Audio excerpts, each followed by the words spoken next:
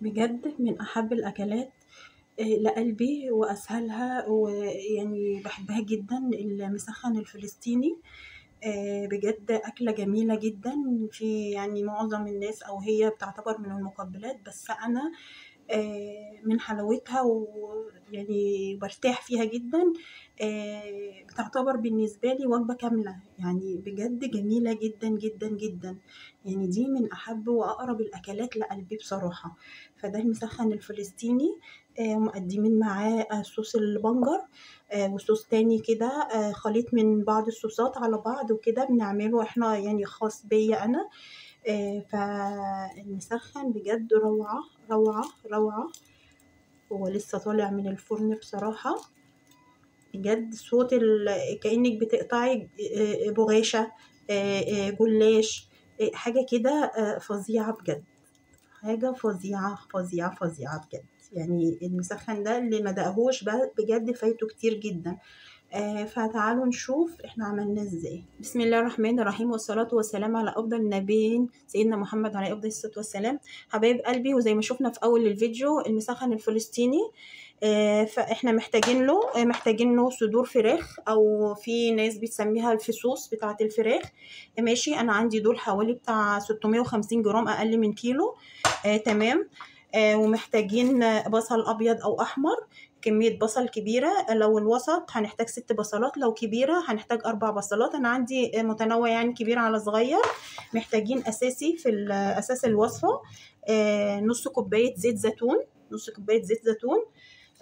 وكمان من ضمن أساسيات الوصفة برضو السماق البلدي اللي هو الأحمر دوت، محتاجين 4 معالق منها.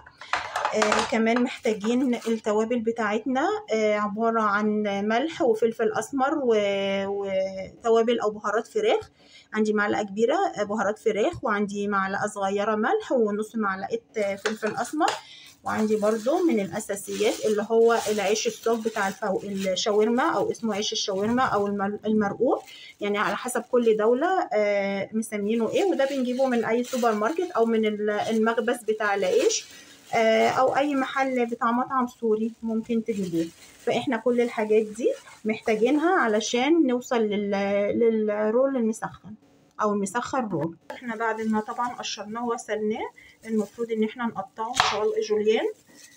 تمام. فهنقطع كمية البصل دي كلها جوليان، وبعدين نشوف الخطوة اللي بعديها.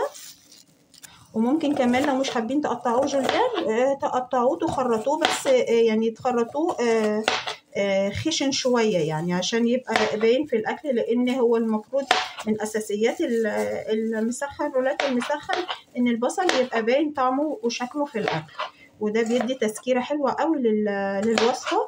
وممكن على فكرة إن إحنا نزود البصل دوت يكون أبيض أو أحمر، يعني لو ما عندناش أبيض عادي الأحمر يمشي برضو، الاتنين، يا ده يا ده. بعد ما خرطت البصل كله جوليان، جبت صينية وهفضي البصل كله فيها اللي أنا مخرطاه، هي كمية كبيرة لأن ده من أساسيات طبعا الأكلة. وهبدأ بعد ما حطيته في الصينية أو الطاجن أيا كان هحطه في إيه، هبدأ إن أنا أفكك وأفصل البصل من بعضه، لأن هو ما بيتقطع جوليان بيبقى معظمه لازق في بعضه، فأنا عايزاه كله كده مفصول عن بعضه. هبدأ أفصل البصل كله. أنا كده زي ما احنا شايفين فصلت البصل عن بعضه، جوانح كده فصلتها عن بعضها. وهنبدأ نحط عليها التوابل بتاعتنا والسماق وزيت الزيتون،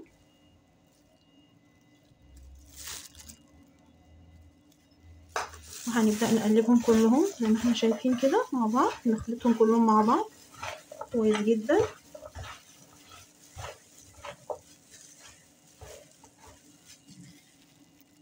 حبايبي، وانا توفيرا للوقت بتاع السوا، قلت اعمل الصدور بتاعه الفراخ كده شرايح رفيعه، زي بتاعه الشاورما على قد ما اقدر، بدل ما احطها في الفرن يعني وتاخد وقت كبير.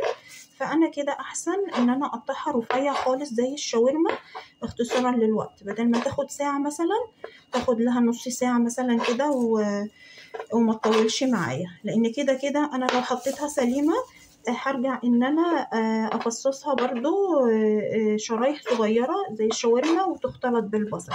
انا اختصارا للوقت قلت احطها اساسا وهي نية كده شرايح زي الشاورما رفيعة على قد ما تقدري. ودي الفراخ بعد ما قطعناها نسار صغيرة او شرايح صغيرة تشبه شرايح الشاورما.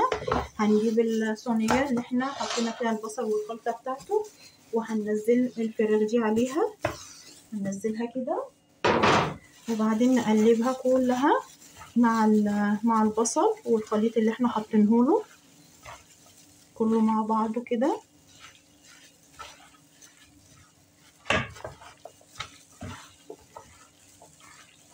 الخطوة دي مش أساسية بس أنا بحب قوي طعم دبس الرمان على الأكلات وكده. فهحط حوالي يعني معلقتين 3 كده على الخليط ده وهاخده برضو تقليبة كده حوالي معلقتين 3. بحب المزازة بتاعتها اللي بتديها دي. وبرضو هناخدها تقليبة كده عشان كل المكونات تمتزج ببعض.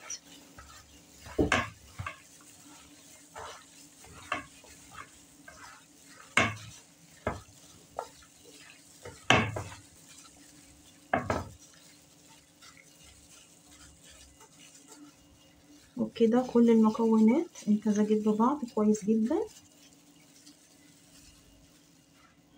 واخر خطوة قبل التسوية قبل ما نحطها في الفرن بنحط لها ورقة زبدة على الوش وبعد كده بنلف عليها ورق الفويل وبندخلها على فرن طبعا متولع من قبليه على درجة حرارة عالية جدا يعني 200 درجة.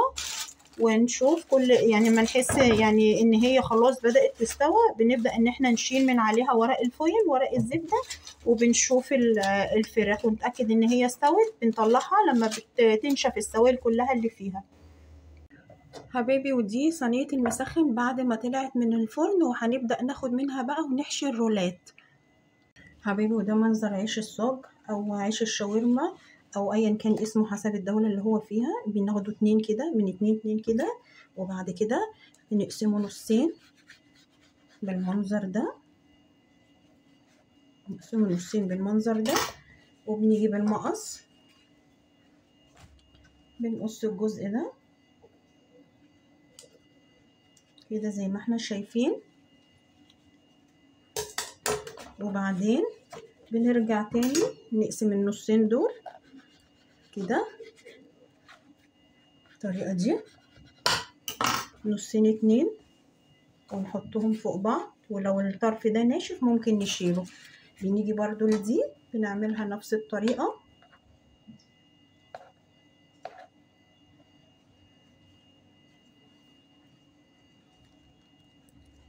وبنقصها برضو كده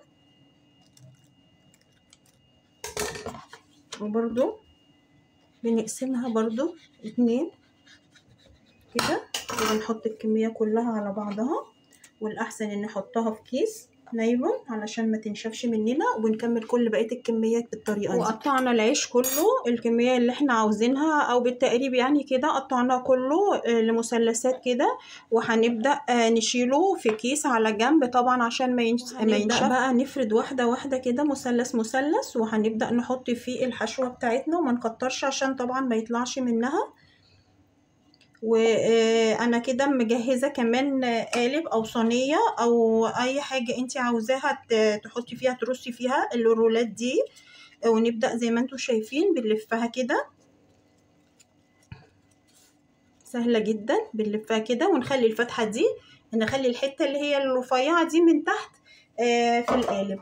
والقالب اهو انا هبدا ارص فيه اهوت هحطه على جنب واملاه طبعا. هناخد كمان واحدة اهي برضو. انا عندي العيش بتاعي في وش محمر شوية ووش مبيض فبخلي المحمر من جوه في الحشوة علشان لو سبته من بره هيحمر اكتر ممكن يتلسع ولا حاجة. والوش الابيض بخليه من بره هو اللي بيبقى متوجه للحرارة يعني. فكده دي اهي تاني واحدة اهي تاني رول. بنحاول نلف كده برضو نفس الطريقة اللي هي الحتة دي البوزة دي المثلثة دي بنخليها من تحت في قلب الصينية. وهنلف طبعا كله هنلف كله بنفس الطريقة دي. ودي صينية المسخن رول قبل ما ندخلها الفرن. بعد ما خلصت الرولات كلها دهنت الوش زيت زيتون ورشيت عليه سماق زي ما انتوا شايفين كده، وهدخلها الفرن وبعدين استنى لما تحمر من تحت واولع عليها الشوايه بسيط، تاخد لون بس كده وردي او ذهبي فاتح علشان ما تنشفش مننا، وهندخلها الفرن حبايبي. وده المسخن بعد ما استوى، ويا رب الأكلة تنول إعجابكم، واعملوا لي لايك وشير لو عجبتكم الأكلة عشان توصل لكم كل جديد من قناتي، قناة مسك وعنبر.